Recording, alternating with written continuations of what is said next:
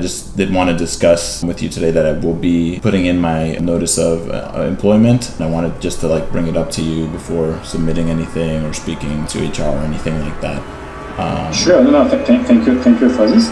Can I ask where you are going to?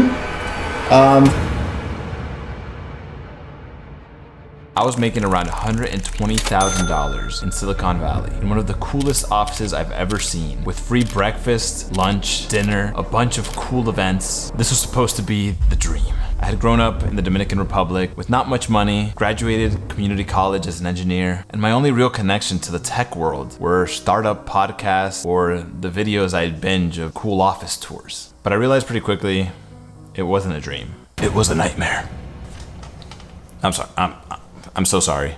I didn't want to get too deep and I panicked, and let's rewind. I'm sorry. Damn it. But I realized pretty quickly it wasn't a dream, at least not mine. Even just a few months in, I had never been more miserable my entire life. And even feeling like that, it wasn't until 4 years later that I decided to quit, after coming to terms with two main lessons that I learned the hard way.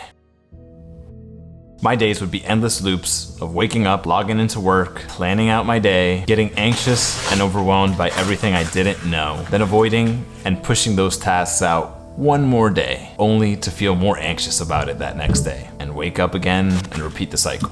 I remember feeling so anxious and lost throughout my work days. One of the only places that I felt a bit more at ease was in a bathroom stall, scrolling through my phone. I'd sometimes sit in there so long, avoiding the outside world, that my legs would get numb and fall asleep.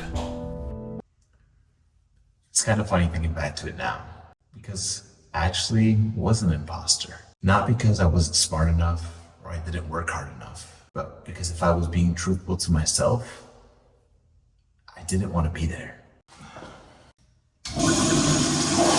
All my life, I had chosen the safer, paved route through things.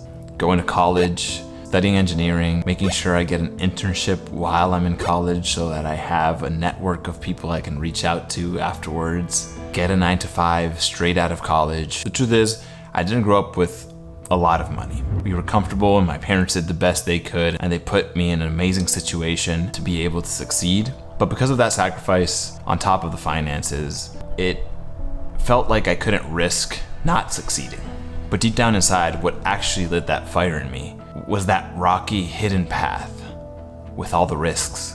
Unfortunately, I decided to completely ignore my emotions and thoughts there, and instead decided to bury myself in videos about avoiding procrastination and time management and how to be the most hyper-productive I could be, which, spoiler alert, didn't end up fixing anything.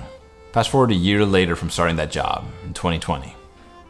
I remember sitting in front of my laptop just refreshing my email page, waiting for an email that would tell me whether or not I'd be in that 25% of my company that was being laid off that day. Just a simple email away from having failed, despite having gone down the safest route possible. And although ultimately I was lucky enough to stay, that feeling stuck with me. And this is where the first lesson came in. You can fail at what you don't want, so why not take a risk doing what you love? Here I was dreading every single day and feeling like every spare minute I had should be used to advance at my job, to get better, and still feeling like I was failing and failing and failing every single day and every attempt at that. And it wasn't even what I wanted to do. Yet I was still terrified of picking up the camera, reaching out to certain people, or trying anything different. I felt like I had to figure this out first before taking the next step. Unfortunately, this still wasn't enough to get me to quit. The truth was, I still felt extremely guilty about quitting my job. I was safe, and honestly, I had my whole identity wrapped up in being this engineer for a company and how, to other people, I might be perceived as successful and that I had made it. It was almost like I cared more about how other people perceived my situation than how I actually felt about myself. Maybe if enough people told me that I was successful, then I'd believe it. Finances and success have always been a big deal for me. I've never wanted to just get by or be comfortable. I've always felt the need to have enough where I can take care of all those around me, especially my family. Were any problems, I could just swoop in like a superhero and fix it. But the truth is, you can't fill anyone's cup with an empty jar. And slowly, and a bit painfully, I learned the most important lesson, and the one that eventually led me to finally quit. If it costs you your peace, it's too expensive. Working hours are typically 9 to 5. But the truth was that there wasn't a minute where I wasn't worried or anxious about something related to this job. It was turning me into someone I didn't recognize, and more importantly, someone I didn't want to become. And with this, and a lot of therapy, I noticed that my peace came from taking action, learning new things, living new experiences, and avoiding living a life full of what ifs. And that's why I created this YouTube channel, to share my journey and hopefully inspire some people to take action on the things that they want. Whether that be something small, like picking up a new habit or an instrument that they've always wanted to try, or something bigger like embarking in your own fitness journey or stepping on stage at a big competition. The goal is to not waste any more time stuck in our heads. I've chosen to go down this new path and see where it leads. I expect it'll be scary and full of obstacles and possibly some dead ends where I'll have to stop and turn back around and find another way. But what's important is that it's the path that I want to walk on. And every step I take into it is one less what if.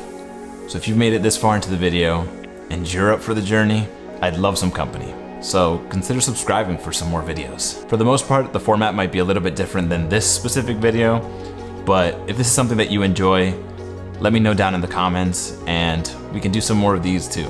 So until next time, goodbye. I did it again. I'm sorry. Didn't know how to end the video. Panicked again. Ignore it. Bye. I'm sorry.